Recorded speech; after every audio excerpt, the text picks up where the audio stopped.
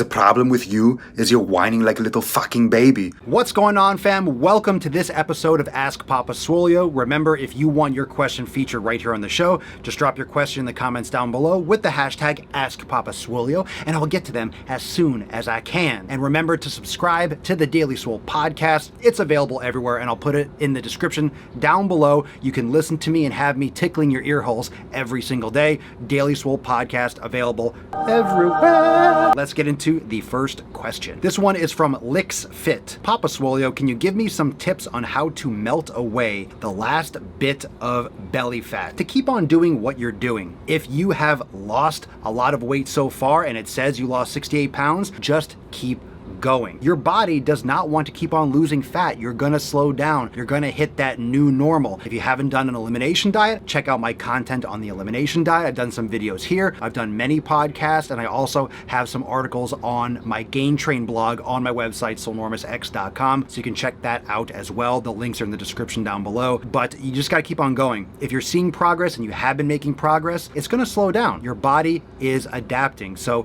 it's gonna peter out and you're gonna have to take it up a notch. But it depends on how long you've been hitting this wall, which I don't have that information here. And of course, I don't know all the details about you and about your nutrition. So there's probably some more stuff that you can tighten up. And I hope that you learn a lot more from my other content here and on my podcast. So thanks for the question. Question from Riley Bell. Papa Swolio, what do you think of overtraining? I work pull, push, leg, rest, repeat. I work out on those days 1 to 2 hours. I see gains, but I don't know if I'm overtraining or not. I need help. I don't think you need help. I think you need help to tell you that you don't need help. If you're seeing results, you're seeing gains, you're not overtraining. Overtraining means your body is not able to recover enough for the work you're putting in. If you're seeing gains, keep going. You're fine. Question from Livia Bortolai. Hi, Papa. Hi, Livia. I am new to the channel. Love it. Thanks for sharing the knowledge. I have seen mixed information related to hypertrophy versus strength training for women. I've always learned that women should lift as heavy as possible, but some trainers recommend light weights and strength and cardio so it won't look like a bulldog. Men and women are not that different. Men are naturally stronger and naturally will be able to put on more muscle. Women that hide from lifting heavy weights are the ones that are going to struggle with losing that body fat, or the ones that are going to struggle with getting their glutes big enough and to get that shape. You need to lift weights, ladies. You need to lift weights. If you want to build muscle, you need to do hypertrophy type training just like a guy would. Stop thinking like you're this magical creature that needs to be gentle, tender. Women should train fucking hard. And it's interesting, I'll make a side note, in society, how there's this big movement towards everything is like pro-female, equality, yet everyone is talking about training differently for women. It's like, no, train like a man. Men should train like a woman. Like human beings should train like human beings. You're not gonna get as big as a guy, but if you do powerlifting all the time, you're gonna be a chick that looks like she power lifts. But genetically, everyone's gonna be different. Not everyone's gonna look like a brick shithouse, but you're gonna get thicker, you're gonna build more muscle, you're gonna get more size if you're eating a caloric surplus, if you're training heavy powerlifting all the time. But now if you're doing standard bodybuilding training, women that look lean, that build muscle, that look hard and shredded, that a lot of women aspire to look like, they lift heavy and they lift hard, they do a lot of volume, but they got their nutrition and everything else on lock. So do hypertrophy, acute variables, do 8, 12, 15 repetitions, train with volume, do a bodybuilding split, and just keep on going. Question from Quantized. Papa Swolio, I tore my Achilles tendon about a year ago, and although I have done plenty of physical therapy and gotten a personal trainer and started doing yoga classes, I'm wondering if there's anything else I should be doing. Doesn't sound like there's anything else you should be doing. Yoga is great. I would focus on corrective exercises around your ankle joint. Make sure you're doing plenty of focused mobility. Focus on your anterior tibialis. Focus on those extensors to make sure that you're supporting your arch, that you're balancing out your ankle joint plenty, and make sure that you're using good footwear. I prefer barefoot shoes and minimalist shoes, but after your injury, you're gonna have to go more towards what your physical therapist would recommend and progress into that kind of stuff slowly. So it also depends how you tore your Achilles tendon in the first place and why that actually happened. So I would kind of think and analyze how that happened to begin with and work on things to prevent that from happening again in the future. Question from Jillian Conti. Papa Swolio, what are your favorite barefoot / minimalist shoe companies? I don't dabble in that many, but I do have footwear from Vibram, Vivo Barefoot, and Zero Shoes. I have these sandals from Zero Shoes. I have some sneakers from Vivo Barefoot. Mostly I wear wear, actually I got them on right now, I wear my Vibram 5 fingers, but I like the classics. I like the ones that are literally like slippers because I barely feel like I'm wearing anything, and I don't care if they look like ballerina slippers. They feel amazing and they get me yoked like it ain't no joke. Question from Megan Fox SBF. Papa Swolio, what's your recommendation on training through an injury? My question comes from the stigma that lowering your calorie below maintenance while your body is trying to heal is a bad idea. Listen, if you're injured, I get this question a lot. If you're injured, focus on healing from your injury. Don't worry so much about training through an injury. That's like counterintuitive. You're training through an injury, you're fucking injured. Heal that. Fix that. Do whatever it takes to heal that injury. I mean, it doesn't matter. Like, don't cut your calories. Don't try to go through a cut. Eat quality food. I mean, get plenty of good fats, get plenty of good quality ingredients. Don't cheat. Don't be dehydrated.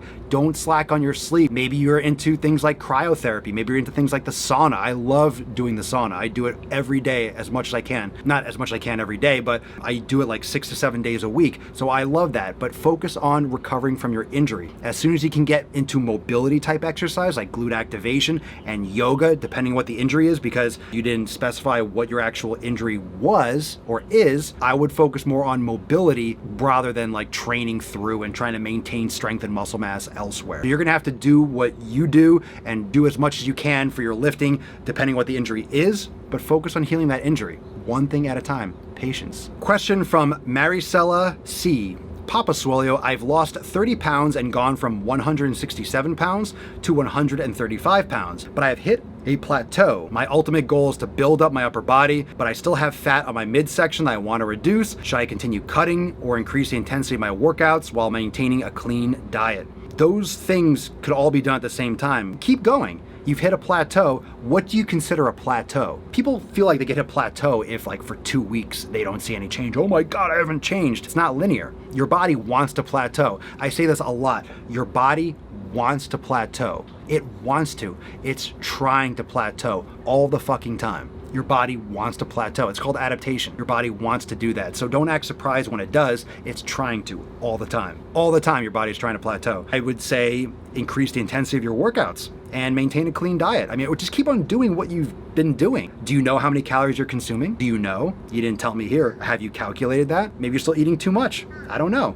So just keep going, you're fine. Question from Maureen Nielsen. Papa Swolio, I lift 5 days a week and I recently started doing restorative yoga every morning to help with the tightness. I have noticed I am more sore and have more painful spots now. Am I doing something wrong, or is that because I'm becoming more aware of my body's issues? Or is it resistance from my body that I just need to push through? I have no fucking idea. I have no idea. Restorative yoga every morning to help with the tightness, but you're more sore. Chances are you're using muscles and stretching areas that you're not used to stretching because now you're kind of getting deeper into the tissue. So you have more painful spots. Is it getting better at all? I wouldn't say push through pain, but if you have tightness and aches, I mean, I'm used to being sore. If you train, you're breaking down tissue. If you're getting deep into stretches, you can definitely feel sore. A lot of people that do yoga disrespect yoga and they realize, oh my God, I'm feeling sore in all these places and it felt so easy. I barely did anything. It's because you're using muscles you're not used to using, or you're stretching and lengthening tendons, ligaments, all this fascial tissue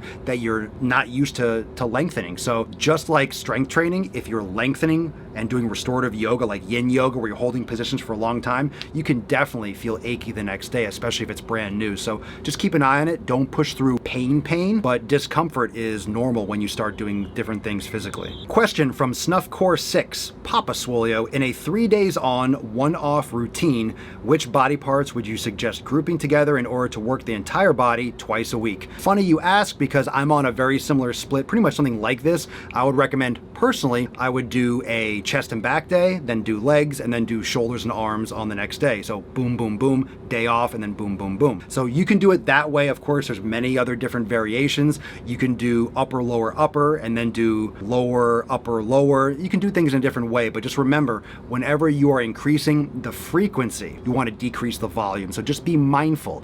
It's fine if you train every day, but if you're doing total body every day, which is not recommended by anyone, you're only going to do a couple sets for each thing. You're not really going to push yourself that hard because otherwise you're just going to be banging yourself up every day. So the more frequently you train a body part or a region of the body or a style of training, the less volume you want to do on each individual day because you want to allow yourself enough time to recover. So don't think so much about overtraining, think more about under-recovering and not healing enough before your next workout session. Thank you so much for everyone that's asking questions. Remember, if you want your question featured right here on the show, just drop your question in the comments down below with the hashtag AskPapaSwolio, and I will get to them as soon as I can. And a reminder to go subscribe to my Daily Swole podcast. I'll put those informaciones in the description down below, and it's available everywhere on iPhone, Android. I go live every single day, also on my second channel right here on YouTube, Daily Swole Podcast, so you can catch the live stream, or you can subscribe to the audio podcast, available everywhere, and I'll tickle your ear holes every single day with more knowledge nukes. Thank you so much for watching. See you next time. Peace. Click the link, motherfucker! Click the link! Click the link! Watch another video, like and subscribe. I know you want to. You know you want to. Come on, everyone knows you want to. You love Papa Swolio. You love the man bun. You love the sick bugging gains. You love it. Oh, oh, oh. You love it. Oh, oh, oh, oh, oh, oh.